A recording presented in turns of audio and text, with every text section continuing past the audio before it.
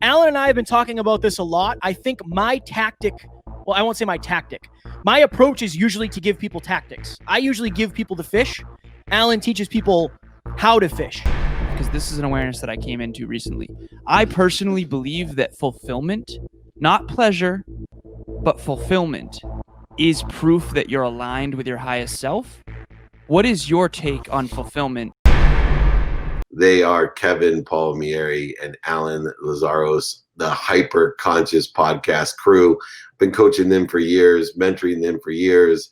They're like family to me. They weren't so good looking. I'd say they're like sons or nephews, but I guess I could call them nephews. I got a good looking nephew. Anyway, welcome to the coaching session of Office Hours, boys. Thank you for having us. As always, we're ready to roll. We're ready to hammer. So I just recently started listening again to Connected to Goodness, the audio version. And you talked about being an eagle when it comes to sales, an eagle versus a journeyman. And I realized, like, looking back into your story, there's a lot that I forget about who Dave Meltzer used to be. And you were always very, very skilled when it came to sales and persuasion. What is the difference between an eagle, which I think Alan always was, and a journeyman, which I think I kind of started off as? And what do you attest your success in specifically early sales to? Yeah, so an eagle is quantum, right? An eagle is someone that can share a vision with their enthusiasm, right? Entheos is that connection that we talk to, the connected to goodness, connected to God, connected to source, Jesus, Buddha, Muhammad, whatever you call it, this unbelievable source of light, love, and lessons. That's where enthusiasm comes from. So there's certain people that are enthusiastic or entheos with sales, with being able to share a vision and to motivate and hopefully even inspire someone to do something that they want them to do. Eat their broccoli. You know, that's where the conception of 2-minute drill, my new show that's going to be on Bloomberg, right? The idea is to teach people enthusiasm, to teach them the ability to stimulate interest, transition interest, and share a vision in a very short amount of time. So an eagle just does that naturally. And they don't do it consistently. They don't do it persistently. And they don't do it in a pursuit of their own potential. They're born with a very high level potential. I remember, I hate to age myself, but there was a wide receiver for the back San Diego Chargers, a guy named John Jefferson, and he was an extraordinary talent. And, you know, nobody knows who he is today unless they were a Chargers fan, I promise you. But John Jefferson was an extraordinary talent that was an eagle in football. Just born with unbelievable natural ability, but they cut him and traded him for Wes Chandler, who was a journeyman, a guy that had probably a little bit less quantum talent than John Jefferson, but he was like Jerry Rice, right? Jerry Rice is a journeyman, you know, didn't even make a Division I school, but worked consistently, persistently in the pursuit of his potential, and still the greatest Hall of Famer in wide receiver ever with so many records. If you have eagle talent and a journeyman process, you will have extraordinary success. You will be legendary success. And so I think in my sales career, what happened was that I was born in Theos with quantum sales ability, selling ice to Eskimos from the time I was a little boy, being able to, you know, oversell, back end sell, lie, manipulate, cheat, and inspire and motivate people to do what I wanted them to do. But because I wasn't born with that in the sports side of things, I learned to be a journeyman. You know, I always joke around, but people ask me what's the closest I've come to my potential, and it's, you know, being an average Division III football player, because that was where my potential lied. And I worked so consistently, so persistently, even though everyone said I couldn't do it. Every year, imagine your love of life, in every year when you stepped on the field, every single coach, every single parent, including your own mom who didn't want you to play, would say, you know, hey, you're third string. Sorry, you know, there's better out there. Every single time, no matter what you did the year before. No matter what you did the year before. I was starting in college and I came back in, and then there was some, you know, kid from Texas that was 6'2" and ran faster than me and all this, and all of a sudden I dropped down on the chart to number 2, right? What, like, this is the way, but that is what made me me. Because when I learned to apply that process to my entheos, to what God had given me, my quantum ability, this eagle. And so I think everyone, find that eagle potential and apply the journeyman process, and you will be legendary. Dave, that was absolutely good question, man. I think Alan and I are that. I think that's why we make such a good team, because I was the very journeyman and Alan was the eagle. And we now combine forces. Yeah, learn from each other. I'm going to read right from the script on this one because I prepped a lot for this one. And I want to make sure these questions come out right. So number one is, what specific questions do you ask yourself most often that have given you the most useful feedback? You talk about angling towards what you want. So if you're not, you can be your own coach. You can ask the right questions. Do you have questions you ask yourself every day or regularly? One of mine is, where am I negotiating with myself? Where am I making decisions I might regret? What are some of the questions that have changed your life? Well, the number one question that changes my life is why. Why do I feel that way? Why is this happening? Why? I'm always asking myself why. In other words, it evokes the be more interested than interesting attitude of figuring out, that interference or corrosion that I'm calling. And when I'm introspectively asking, it's why, right? Why? And then the second question, because why also, by the way, evokes gratitude and forgiveness, right? Why is this happening? I'm thankful it's happening, and I'm grateful, and I'm forgiving, for it. But then comes, of course, the two questions that I always ask. What did I do? Now that I know why, what did I do to attract it to myself? And what am I supposed to learn from it? If you do the why, what, those three questions, you will expand, grow, and accelerate. You will get great clarity, balance, and focus into not only what do you want, but why you want it, tying in the purpose, right? And getting to the most important context, which is knowing your what every day, not being afraid to be a hypocrite, using the 5 daily practices of the habit machine, from taking inventory of your values, asking and attracting, studing your calendar, doing it now, and practicing ending fear. The last question, of course, that I do ask is, for help. Do you know anyone that can help me? But I'm not really asking me that. I'm asking other people. So I would say, why, what, and what put me into the introspective growth and acceleration that I'm looking for. And it probably allows me, knowing my what, to ask other people, do you know anybody that can help me with my why, what, and what? Do you, if you don't mind, quick follow-up, absolutely. Do you ask the universe, God, source, whatever you believe in, for help? Yeah.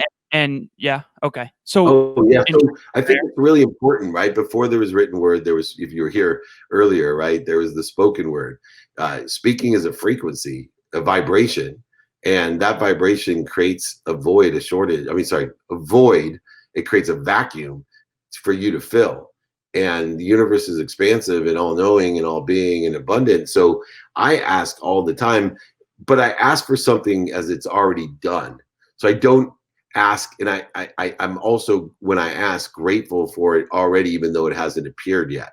So what I'm asking for is the ability, strength, perspective, clarity, balance, and focus to access what already exists. I'm not asking for help.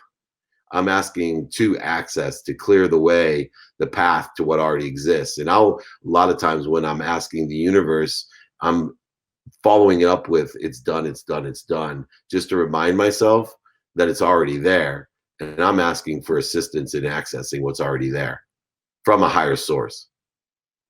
So Alan and I were talking about your latest Road to Revenue, about transition, and how you have like the 4 steps: awareness, resistance, research, and then commitment. Alan and I have been talking about this. How do you know you're not aware enough? So when I come on here, sometimes I'm thinking, okay, what do I want to ask Dave? I know Dave is way more aware than I am, but I don't know how aware you are because I can't understand it yet. So how do you know how aware you actually are? And what's the catalyst for people to say like, oh, you know what? I need to become more aware of what is. All right, write this down. You don't know what you don't know. That's it. You don't know what you don't know. So you'll never be aware of what you don't aware. You don't know what you don't know. You live for an instant between limitlessness and infinity.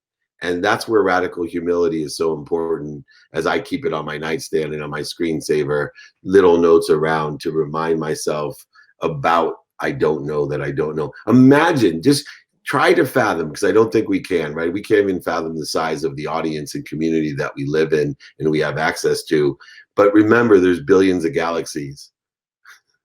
So, when I'm trying to coach people into understanding and at least gather what they know in a vibrational awareness sense of what they have access to, just in a pragmatic material world, that we can actually give you a number of the people that are on the internet. And I tell people, you can't even fathom what that means. Now times that by billions and billions. Because if that's in existence, then times that by billions and billions. So I think one of the greatest lessons of radical humility, and to institute rule number 6, meaning don't take yourself so seriously, boys. You don't know what you don't know, right? And we're just sitting here in an instant of a second in between limitlessness and infinity. So that's why we need to enjoy the consistent, persistent pursuit of our potential, not being overwhelmed by the unfathomable, not being overwhelmed by what we don't know, not entering too far into the anxiety zone, because uncertainty will certainly give us anxiety. And I keep preaching and teaching and telling people, stop saying that, these are uncertain times, because I will repeat myself again. If you two guys or anyone else knows what's going to happen 10 minutes from now, please call me so we can make billions of dollars. Okay? Because nobody knows. And I keep on joking. I said, these people that'll say, oh my God, it's such uncertain times. I was like, you know what? I think aliens could come and take everybody that's 5'7" and under. That would create significant change, but it would not change the amount of uncertainty that exists. All it would do is accelerate change even farther and more crazy than it's already accelerated change in 2020. But it doesn't change the amount of uncertainty that exists. Even if aliens came down while we're on office hours and took me away because I'm 5'7". I'd be going too, Dave. I'd be going with you. Exactly. I'll go with the next group. Alan would have his own show. He'd take over office hours for good. But what my point is, it doesn't change the statistic or the mathematical occurrence of uncertainty. It just creates really accelerated change. And I think that's an area that everyone can do better in the consistent, persistent pursuit of their potential, if they understand the anxiety zone and uncertainty itself, knowing we don't know what we don't know, keeping themselves in a learning zone under the context of awareness of, I can only be aware of everything that vibrates equal to or less than me. I'm going to go back to the script, but there is one question I want to do before that. I heard this one quote one time: the quality of your life will ultimately be determined by the amount of uncertainty you can handle at any given moment. Now, you deal with a lot of moving parts in your life, far more than Kevin and myself. How do you explain that quote in a way that helps people understand that life does not get, when you go to the NFL, it's not easier. It's more challenging, right? And so when you achieve your dream, like we got this studio, that was a dream. We got more opportunities, which is great, but that brings more challenge, which brings more growth, which brings more learning. How do we help people understand that quote where it's like, we can squat this heavy weight, you're squatting way heavier weight, metaphorically, and that's a good thing. And that you now at 57, I believe, 52, sorry, I apologize. 57, brother. You're dealing with a lot more variables in your life than you were at 25. Yeah. How do we explain this? What's your perspective? And it's in Connected to Goodness. And, you can see my email below. So if somebody wants the book, this is a really good thing to learn. And it's the comfort, learning, and anxiety zone concentric circle diagram. And so think about everything's expanding. And my idea of expansion is that the more it expands, it creates a vacuum, right? So if I have a container of water and I expand out the sides, you know how the water goes like this in the middle? Right. That's what the universe is doing. And we get to fill it with what we want. It doesn't have to fill with the same water. We can fill it with cleaner water, better tasting water, higher vibrational water, whatever we want. Because you can put your own filter on it based on your values, right? And your decision. Mindset, heart set, think, say, do, believe, and understanding awareness of the quantum memory that we have characteristics, obsessions, addictions, etc. So follow me on this. If everything's expanding and this is my comfort zone, and this is then my learning zone, and this is my anxiety zone. If I continually learn, if I stay in this learning zone where you guys are, right, in these questions, well, pretty soon my comfort zone becomes the size of my learning zone. My learning zone becomes what used to make me anxious, but it does not change. The anxiety zone's bigger. Right. So when you're in the NFL, you've expanded your comfort zone to a great level, but there's still things in the anxiety zone. And what we want to do is continually stay and expand and fill up all this below with what we want. Not what other people want for us, not with what we don't want, which is the major hamper. These two things are, what I call life killers. When we start electing into our lives what we don't want, electing into our lives what other people want for us instead of what we want. But you can't know what you want unless you do the why, what, unless you take inventory of your values, ask and attract sooner your calendar to do it now, and practice ending fear. You can't. But it's very important. This question is at the basis, the foundation, in Connected to Goodness, which I'll give free for everybody, david@dmeltzer.com. Just email me. And if you understand what we're talking about, boys, right? It's making and expanding, but remember, recollect. Think about these words. What does that mean? Remember, reunite, recollect, access. People say recollect. Oh, I recollect that. I remember that. So I would need you guys to remember that we're always expanding and growing, that we have the potential to learn more, but there's always an anxiety zone. There's always uncertainty when we're expanding, or if we're not even expanding, it'll always be there. What we don't want to do is shrink it down. So all there is anxiety zone where I can't even get out of bed. It used to be such a quandary to me how somebody that had a hyper actualizing life could, have a nervous breakdown, they called it, where they couldn't even get out of bed. I totally understand how that happens. They pushed and they got too far outside the anxiety zone. If you live in the anxiety zone, things stop expanding. And pretty soon, you can't handle anything. Where you want to be, where my life is, like you said, right? Handle more and more and more every day. But yet I still have anxiety. My goodness. Just the right amount of it.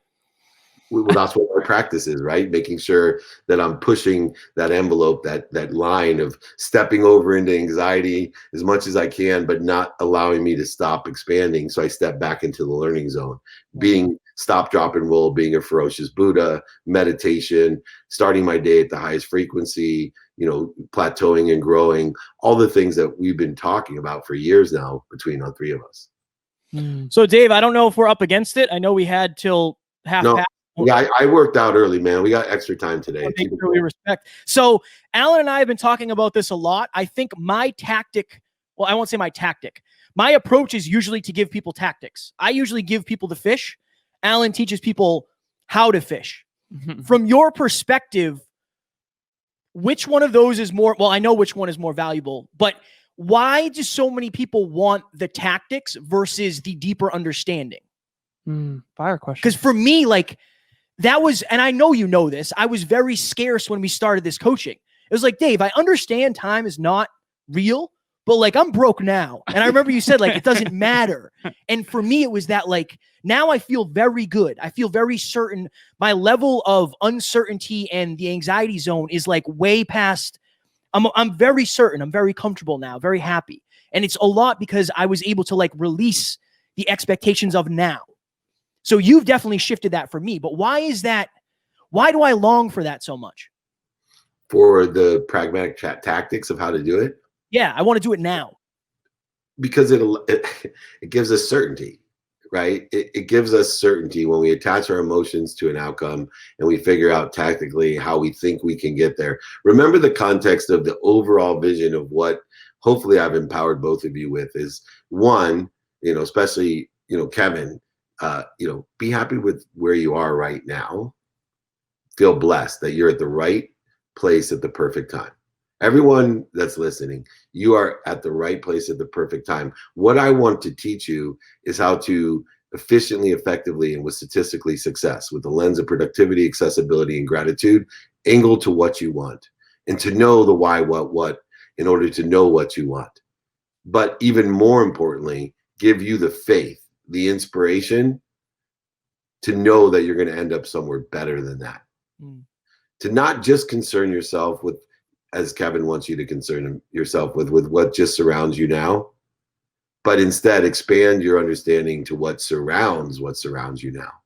And if you can blend what surrounds you now, you will not only accelerate what you're trying to do with that efficiency, effectiveness, and statistical success with a lens of productivity, accessibility, and gratitude, but most importantly, you will be able to empower others to do the same. I think that when it comes to game theory, infinite game versus finite game, if one person wants to be the best basketball player they can possibly be, losing one game is a good thing. If someone wants to win a game this week and it needs to happen, they're in scarcity. And I think what's interesting is one person's going to take that failure and use it as a report card to become the best basketball player that they can be. The other person's going to let it affect them and maybe stop playing altogether. And so I think you've taught us so much in terms of that, in terms of us playing an infinite game. From your perspective, do you now believe we're more on that ledger of the infinite game side? Yeah, I think one of the areas too that we could work on together, something that I've learned since we've been working together, is this conflict between the vibrational setting in which you're playing. Hear me out. One of the conflicts that I realized from coaching so many people, highest level chairmen of Fortune 10 companies now, all the way down to young entrepreneurs that I help, is that if all of this is true that you're teaching, Mr. Meltzer, then why would I play a basketball game? Because it's a scarce environment. There is a winner and a loser. Right? In the context of the rules of the game, it's at one of the lower vibrations, right? We're constantly competing. It's a scarce in time. It's a scarcity in source, in score. It's a scarcity of individual and team. There's all these different lower vibrating things. But in that, what makes our lives so enjoyable is that if we have an awareness that we are just playing a game at this vibration, right, then we can maximize our participation and enjoyment of the game and still live at a higher vibrating level. So that if I want to go ahead and play a game, of one-on-one basketball with you, I'm okay with being competitive and talking trash and having judgments and conditions and being competitive and comparing ourselves and making fun of you and all the things that probably make the game much more enjoyable under the context that I live my life in a different frequency. Sometimes we talk about, it's not where you visit, it's where you live. I'm coming to the realization that it's okay to visit the game, a lower vibrating. You can visit that, but you can't live there, right? As long as you acknowledge and you're aware and you recollect and remember that you live at a higher source and you don't take yourself so seriously, but you participate in something of a lower vibration, like a basketball game, because that's where we live at this vibration, that you're pursuing to buy a bigger house, or you want to experience what it's like to have a really cool sports car, or whatever it is. Those are great, and you want to extract the lessons of different vibrations so that you can align with other people that may be where they live all the time. And you can go visit, just like you visit different countries, you can go visit different vibrations that give you more ability to communicate effectively to those people at those vibrations. Right. So within that spectrum, it's like a finite game within an infinite game.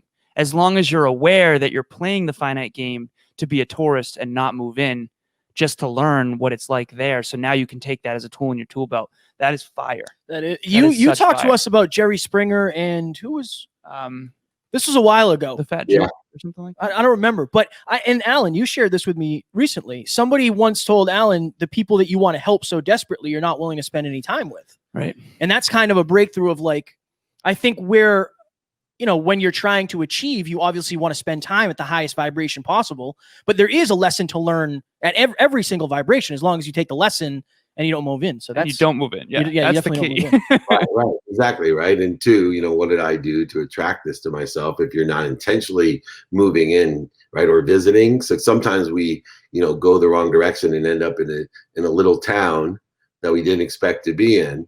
And so remember, not everyone. So now you ask yourself, what did I do to attract this or to be here? And what am I supposed to learn from it? Sometimes we intentionally go to the basketball game, and other times we're walking by and somebody grabs us and puts us into the game. Right. Or we make a wrong turn and we end up somewhere. The thing is that we have to have faith that what surrounds us is what's important. And therefore, if we take the lesson from it, it ends up being a blessing, not a curse. I once heard the quote, intentional energy will always be overpower unintentional energy. What is your take on that quote? And can you help everyone listening and us understand that at a deeper level? So if I walk into this room with an intention to ask you specific questions to increase my awareness, and Kevin doesn't set that intention, I might override him, and then he might feel insecure about that. Yeah. So what's your take on that? Yeah. Well, remember, intention's an aggregate. So if intention is the aggregate of our mindset, heart set, what we think, say, do, and believe in our quantum memory, that aggregate of intending something is what causes the expansion of the walls of the container that creates the vacuum. If you go without intention, there's no pressure of expansion, right? Now, allowance, there's so many multivariables in the universe. If you're looking statistically at the randomness of what could occur, if you don't set forth the intention, so the universe is expanding, my intention expedites the expansion and also puts what I want into the vacuum. Kevin doesn't get to put what he wants in the vacuum if he doesn't have intention, so he gets random. Right. But even worse, without intention, because of the subconscious and unconscious programming that we have, a lot of times we're putting in what other people want for us or what we don't want. Right. And so it's even worse than just not getting what he intended. He's usually getting something that's not what he intended. Because his focus is on fear subconsciously. Or his focus is on something other than what he wants. He hasn't gone through the why, what. He's just intending what subconsciously he may have been inputted or educated or exposed to, or quantumly, genetically inherited, or even at a higher level in the quantum nature of from past lives may have just been programmed to go ahead and say, autopilot, if I don't intentionally with the aggregate say what I want to put into that vacuum, this is what always goes into their, obsessive compulsive behavior, alcoholism, drugs, doubt, unworthiness, unhealthiness, all the things that people do to themselves subconsciously and unconsciously. That's why intention is so critical, because with the expansion comes a vacuum. With your intention comes the filler of that vacuum. Powerful. We were talking about, we want to reframe for people networking events to relationship building, because I think there's a negative association with networking for some reason. But we met you at one of your speeches. We actually missed your speech, but we were so intentional in getting to meet you that somebody literally grabbed us and brought us over to you. Right, literally. We didn't have any actual physical action in coming over. We were grabbed, we were taking photos, and then brought to you. It was interesting. It was very cool. But that was our intention. We were we drove down to New Jersey to see you speak. We missed you speak, and then we got to meet you. I don't know where I'm going with this. Oh, I tell people, the intention is more important than the arena. So if you're going to a networking or relationship building event, go in with the intention of getting out of your comfort zone, of making a friend, of learning about somebody. For you, when you enter a room, what is your intention? Depending on the room. So there's a few things. Number one, I'm hoping that I come prepared into a room, meaning prepared in the fact that I'm more interested than interesting, learning who's in the room, what capabilities they have, and what my ask may be, and what value I may be able to provide. So you guys came to New Jersey with that intention. You were more interested than interesting. And although circumstantially you may have missed what you thought was the purpose of you being there, the intention obviously was far greater than your own activity, right? The lower vibrating pragmatic process that you want to come up with a good plan, you'll make God laugh. He has an easier and better plan for you, even though you guys were probably stressing and at the time going, we blew it and we drove all down here for nothing. The allowance of intention is far. Now, so number one, be more interested than interesting, which allows you to set forth the value of both what you can provide and what you want to get. And then finally, the one energetically for me is that 120 rule. Once I determine the value that I want to give and the value I want to receive, I want to make sure the value that I want to give has a 5 times charge to it, right? I'm carrying the energy that I am quantitatively able to articulate of what I can provide and what I will receive. And that's the 120 rule, where, I practice that energy every morning, where I dream about handing $100 bills to people and asking for 20 back. I know what that feels like. So before I enter that room to network, I've done my research, I put forth my intention, and I make sure that I'm carrying the 120 rule so that I automatically attract, like you guys did, the most efficient, effective, and statistically successful way to interact with what I'm intending, which in your case was to meet me and to create a relationship of value, which if it's not living proof and you're not watching this office hours, it works. Yeah, Definitely works. We also met. So your time got changed when you spoke, and we ended up hearing Michael Burt speak. And then we met Michael Burt as well, and he's also taught us a lot. So it's just like that ended up better than we could have imagined. But in the parking lot, we were definitely like kind of freaking out. We couldn't find the right parking lot. And then when we got there, we're like, oh no, we missed it. Instead of like now, I feel like we'd have been like, okay, let's just wing this. It'll be fine. Yeah. You know, times have changed. How much more time do we have, Dave? We want to respect your time. I got, how much you want? 12 hours. Yeah. The rest of the day. As much as it's not detrimental to I know Matt made his bed. I see him there, so we're good there. What how about is 10 minutes good? Absolutely. Yes, thank you so much. Okay, so I've got some other questions written here. So Dave, I often ask my clients a simple question. Where can you make one decision now, aka one commitment, that eliminates the need for thousands of other decisions in the future? One example of this might be one decision that I made when the gyms opened back up. I told Kevin, I told my girlfriend, I told myself, if I'm physically capable, I'm going to exercise every day for the rest of my life. Okay. So that's one decision that then eliminates the need for a bunch of contemplation in the future. So I'm not questioning it. What is your take on decision fatigue? Because a lot of people talk about like how Steve Jobs wore the same outfit every day because he wanted to focus on the important stuff. Is decision fatigue from your perspective a thing? And how do you navigate it in your own life to overcome it? Well, fatigue is a real thing. Physical, mental, emotional, financial fatigue is a real thing. And how do we counteract fatigue? Well, we build our muscles, right? The stronger the muscle, the less the fatigue. The same thing holds true with decisions. So when we build a muscle of decision-making capability, we can handle more and more decisions every day.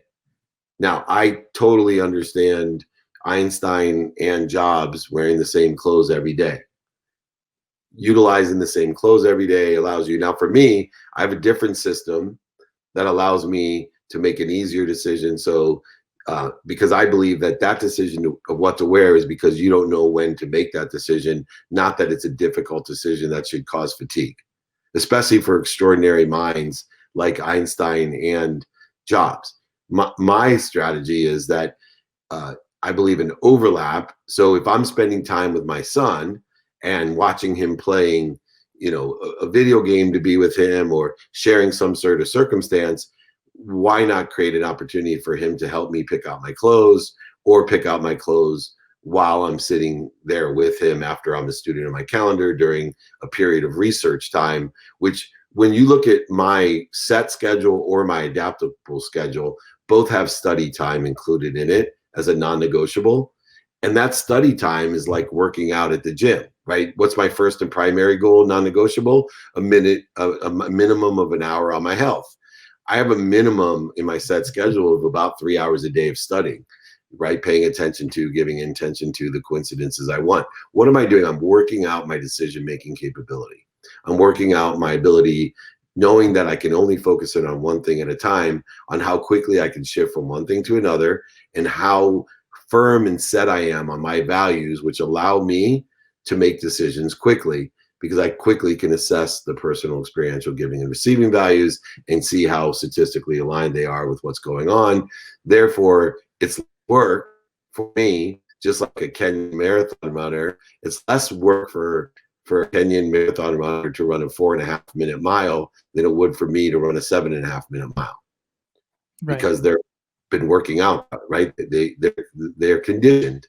Well, the cool thing is, physical strength and conditioning is age appropriate, meaning there is a factor of how the biochemistry of the body changes, and with speed and strength and endurance and other things that you could work on. But the advantage of getting older is that the mind, the strongest muscle that we have, only gets stronger until a very late age. It only gets stronger until a very late age. And unfortunately, you can see it doesn't take long for the speed, the fast twitch muscles, on average is going to be half the life of the fast twitch muscles of the brain. And so just consider it and put it into the realm of another muscle, and you'll fully understand how decision making works.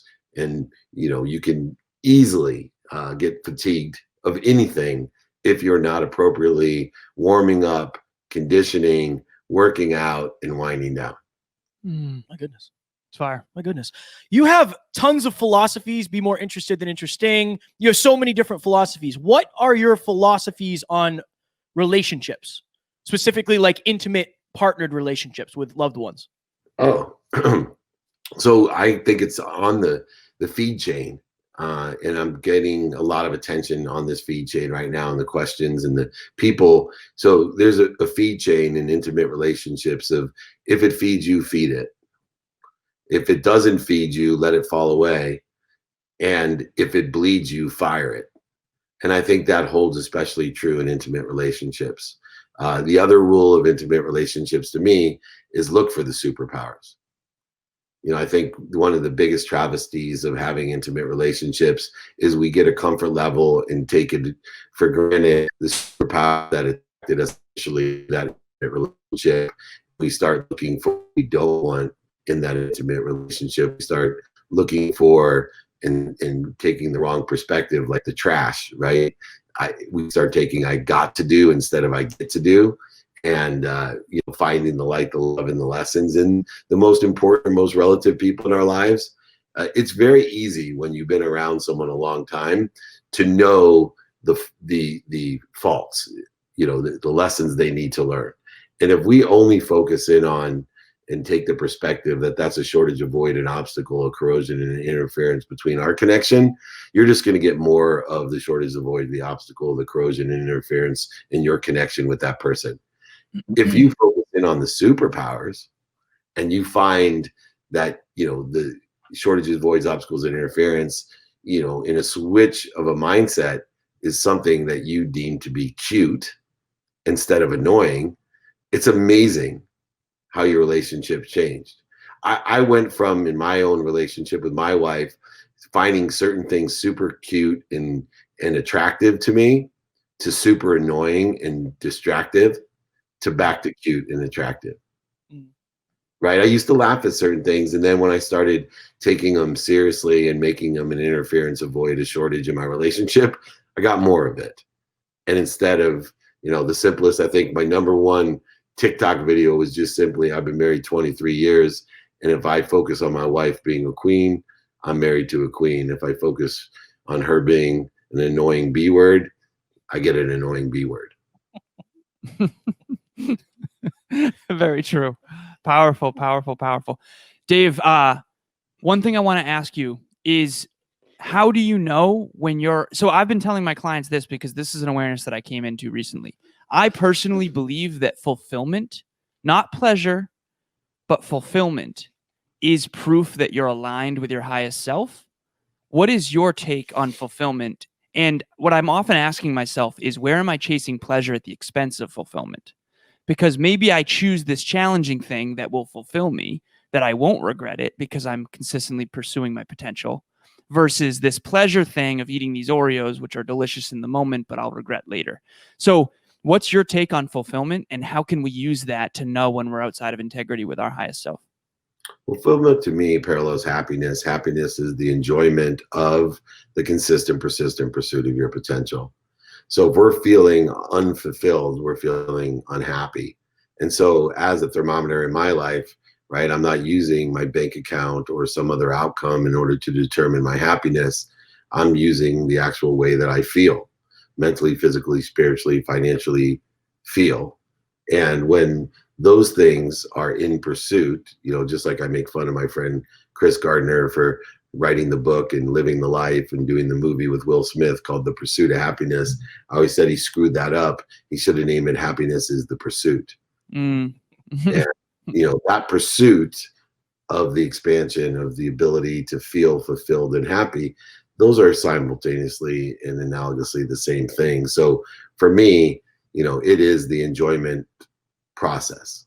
So can you enjoy doing something every day without quitting in the pursuit? Nobody's sad when they're pursuing, right? No one's sad, right? You're fulfilled. That pursuit is what you enjoy. And it's so hard to put our mindset and our heart set to the pursuit. In fact, we avoid the pursuit, especially if you look and use it analogously towards working out. I have that saying, the first 10 minutes suck no matter how great of an athlete you are. If we could videotape, the 10 minutes before somebody has to go to practice, workout, go get taped or to the trainer or whatever, there's resistance there. Even though, I've never finished a workout and said, God, I'm really bummed I did that. Right. Never. My whole life. Never at the end of a workout did I say, man, that sucked. I wish I didn't do this. Not once. Not one time. Every single time I'm like, God, so glad I did that. Right. But yet, still, even though that's the outcome, this week, I promise you, I'm going to get up and go, oh, I don't want to, minimum an hour, right? And then I'll get 10 minutes into my run or bike or rowing or lifting, and I'll be like, oh, this is great. And by then, I'm like, I'm so glad I did it. Why, the bigger question, which I'm going to leave you guys with is, right? Like, why can't the human mind, body, and soul just recollect that things are good? We have to create this resistance beforehand and not remember or recollect that, hey, working out is like a super good thing. I've never had a bad result. Right. I'm setting the intention now, Dave. Next time we're in Cali, we got to hit the weight room, me, you, and Alan. We still have that photo of it looks 57, but it's only 52. That's it. Dave, what can we do for you as always? We've been listening to the trainings. What else can we do? Just share my content and do good deeds. I have a new show with Dave McCourt and Meltzer and McCourt. I'm big proponent that, we fought so hard in America for the right to express ourselves as one. And I have a fear that people are separate and segregated. And I'm a non-political person. I'm an activating person, meaning, hey, look, everybody go out there and vote for what you want. And just like individually, if you vote for what you want, that will be elected individually. We have all fought really hard in America as a collective consciousness. We vote for what we want, and the majority will elect what they want in all aspects of what we do. And we fought really hard, and people gave up their lives. And I just want to encourage people, vote in all aspects, as an individual and as a collective, for what you want in your life. Don't vote for what you don't want. Don't vote for what other people want for you. Vote for what you want. And we get an opportunity in November to vote. So I'm doing a show, Get Out and Vote, with Dave McCourt, the billionaire, successful. The McCourts own the Dodgers. Frank McCourt, his brother.